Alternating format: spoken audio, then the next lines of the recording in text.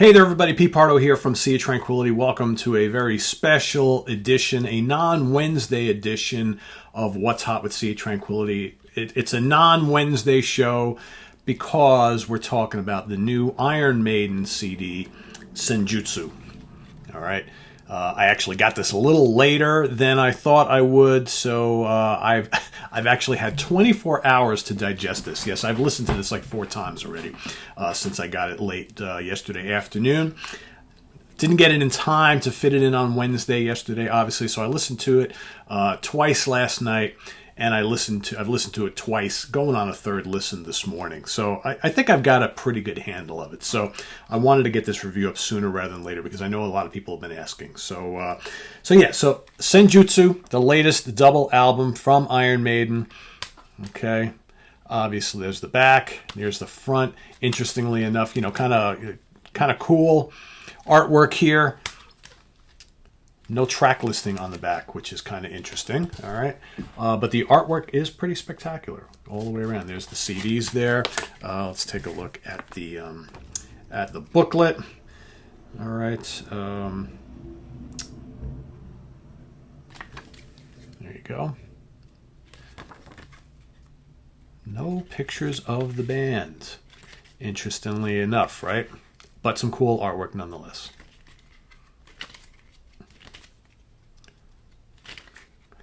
Lyrics.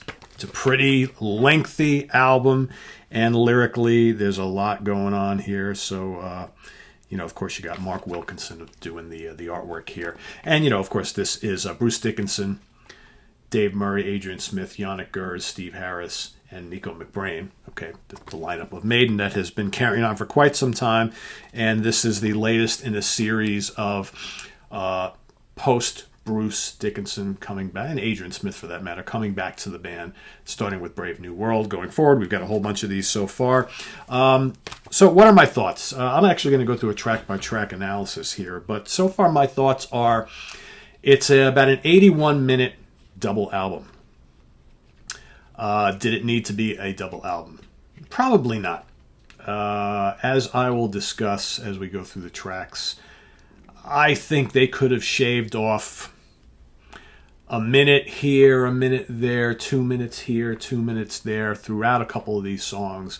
That would have dropped this down to roughly a 70 or 75 minute long single album, which I think would have been perfectly fine. As it stands, each disc is roughly 40 or 41 minutes long. I think that's exactly what it is, 40 and 41 minutes. You get 10 tracks all in all, 4 on the second disc. Those are where all the big lengthy tracks are.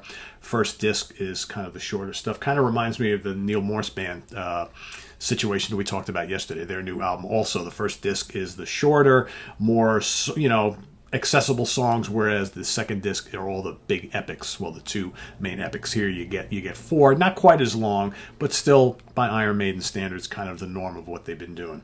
So I don't know. For me, I can see in spots where if they shaved a little bit off a few songs, bring this to a single disc. Maybe it makes it a little bit tighter, but let's kind of get into that. As far as like the artwork, I think is spectacular. It's a nice package. It sounds good. It's we got Mr. Shirley once again doing the production. He's been the guy with Maiden for a number of years now. Some people love his production. Some people don't like it at all with this band. I don't mind it too much. Is it the most spectacular album I've ever heard or have heard in recent years? Maybe not. All right. I think under his direction, they kind of have lost a little punch, I think. But it does not sound bad by any means. It's pretty pleasing on the ear. So it starts off with the title track. This is on disc 1. So the title track is Senjutsu. Might be my favorite song on the whole album. I like it a lot. I like how it starts off with these dark, heavy riffs. It's got kind of like a menacing feel to it. The melodies are pretty memorable. It's got some really good guitar solos. Actually, there's a lot of really good guitar solos on this album. It seems to me like they have stretched out and allowed more room for soloing, which I'm okay with as long as they don't meander too long. I don't think they do. They're pretty explosive, pretty melodic. That's what you want. I love Nico's drum fills throughout. He's got this kind of tribal thing going on throughout this song. It's a really, really, really good song. Like I said, easily one of my top 3 on the album, if not my favorite. I haven't quite decided yet. It's going to take a little time. Next up is Stratego, another very strong track on the album. I think this particular album in general is kind of front loaded for me. The galloping rhythms are there, so a lot of this album is kind of slower, mid-paced plotting in spots, which, lengthy tracks, kind of what we've gotten used to with Maiden for the last decade and a half, 2 decades, right? But this one is definitely speedier. It's got those chugging guitars. Nico's drums are, fast and furious. You got some keyboard flair going on in the background. It's got this little symphonic thing happening in the background, which reminds me a little of like Somewhere in Time album. In fact, that's kind of what I get with this song. It brings me back to like the mid-'80s when the band was doing the faster, more, really upbeat, brighter sounding stuff. And it's quite catchy and just heavy enough. Another go-to track for me on this album so far. Really digging it. Could they have done more like this? Perhaps. Not quite, though. The Writing on the Wall. This was the first song that was released, which I saw split a lot of the fans in half. Some people loved it. Some people loathed it. I like it. You got those kind of enchanting acoustic guitars to open it all up, and then you got these kind of cool serpentine guitar riff things happening, which is pretty neat. The chorus is memorable. It's catchy. I like the video. I don't know. I like this song. I think The Writing on the Wall is cool. It's a little different. Again, very mid-pace, kind of, just moving right along, but it works for me. Goes in the ears, out the other ear, and the brain is telling me, yeah, I kind of dig this, right? So here's where we get into some kind of real familiarity stuff. Lost in a Lost World. You got the big, long, drawn-out opening. Okay, you got this really understated Bruce vocal. Dickinson, I will say, sounds really good throughout this entire album, but here he's kind of really laid back. You got this nice kind of harmony guitar line going over the kind of chugga-chugga riff. I don't know. To me, this song sounds like something we heard before, although I like the middle section, despite its kind of repetitive nature, and it goes on for way too long. Got some good guitar solos, of course, but I don't know. For me, this would have made a better 5 to 6 minute track as opposed to, what it actually is, which is kind of 2 or 3 minutes above that. And I feel that about a couple of the songs on here. Days of Future Past is the 5th song. Nice, fast-paced, kind of riffy song. But again, it sounds very familiar, right? But Bruce is absolutely roaring on this track, and I think he's in fine form. And for me, he's the saving grace on this track from being kind of been there, done there, pedestrian Iron Maiden. But not a bad song. I mean, none of these are bad by any means. The Time Machine is next up, and that's the last track on the first disc. Fun, engaging song, nice riffs. Bruce, again, just absolutely tearing it up.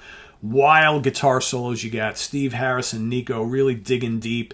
You got these nice little harmonies after the guitar solos, which are pretty cool. Again, does it sound familiar? Yeah, it does. But it's epic sounding, quite enjoyable, and sounds like Iron fucking Maiden, right? I mean, that's the important thing. The whole album sounds like Maiden. Disc 2 starts off. So disc 2, you got 4 tracks, all pretty lengthy. 8, 9, 10, 12 minutes long, that sort of thing. Darkest Hour, slow, moody, melodic. Another kind of slow builder of a track. They've done plenty of these on recent albums. But Bruce is sounding quite potent here. Really tasty guitar solo in this one that to me sounds like Adrian. Again, sometimes it's kind of hard to decipher who's playing what, but sounds like Adrian to me. I like it. Good start to the second disc. Death of the Celts. I like this one a lot. Really strong, galloping piece. Lots of Steve Harris bass line. Anytime you can hear Steve Harris prominently in the mix is a good thing for me. Got these weaving arrangements and riffs. It's got a majestic feel. It's not boring at all. I don't mind the length on this one. Got a little heft to it. Another strong song on this album. Then you got The Parchment.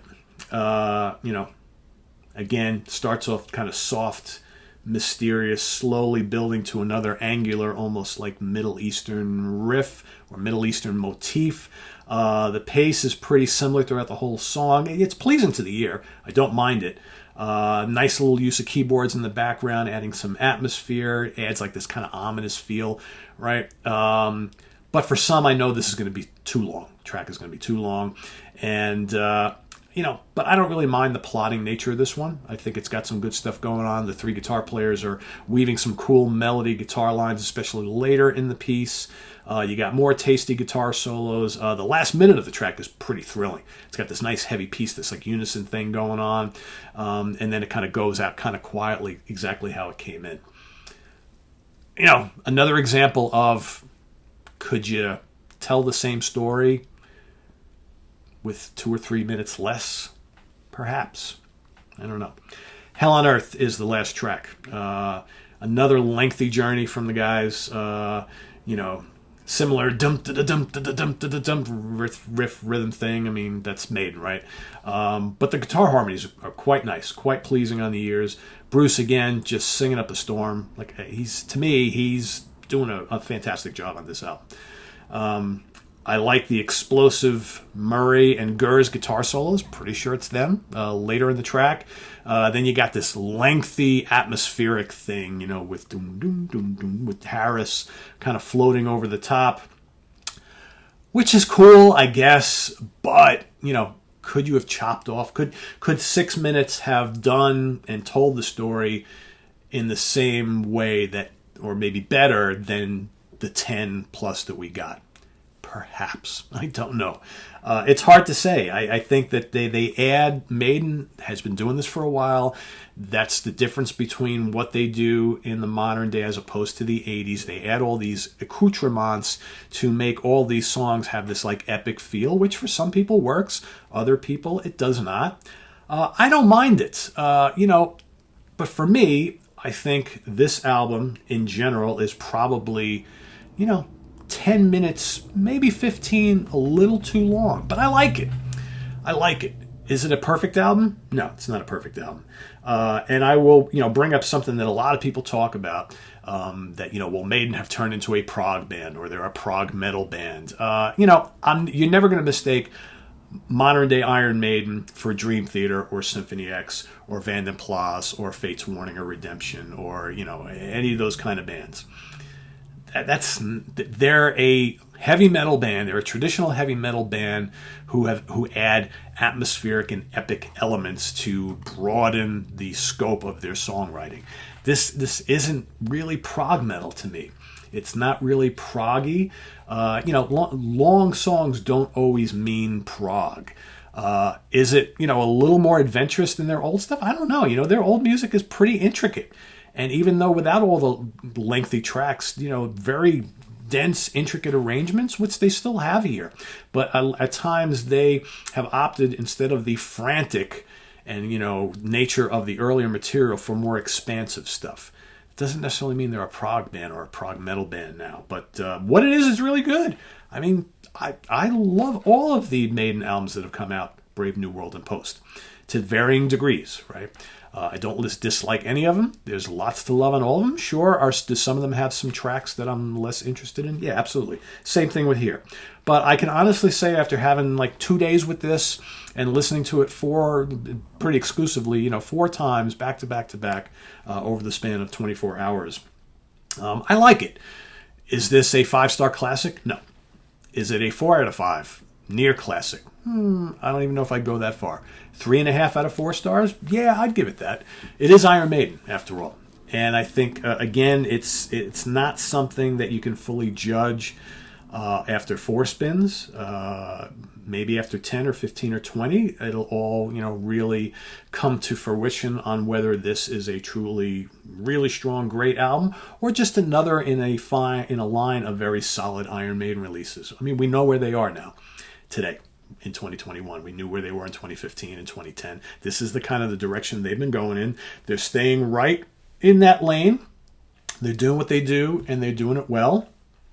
If you're not along for the ride, you've probably gotten off already.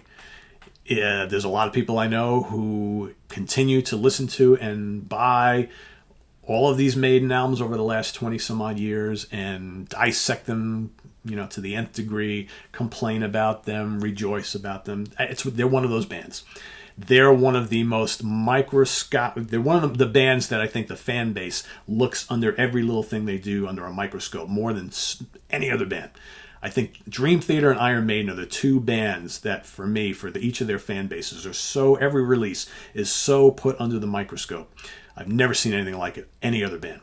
So, and you know, it is what it is, right? So for those of you who have picked this up or heard it, and you love it, you don't love it, hey, we all hear things differently. Personally, I think Senjutsu is fun. It's kind of what you expect from Iron Maiden. It's, would I like maybe a shorter album, more fast-paced songs? Yeah, maybe. But I'm not going to complain that we didn't get all that. There's a couple of them here. There's some cool, longish, epic journeys.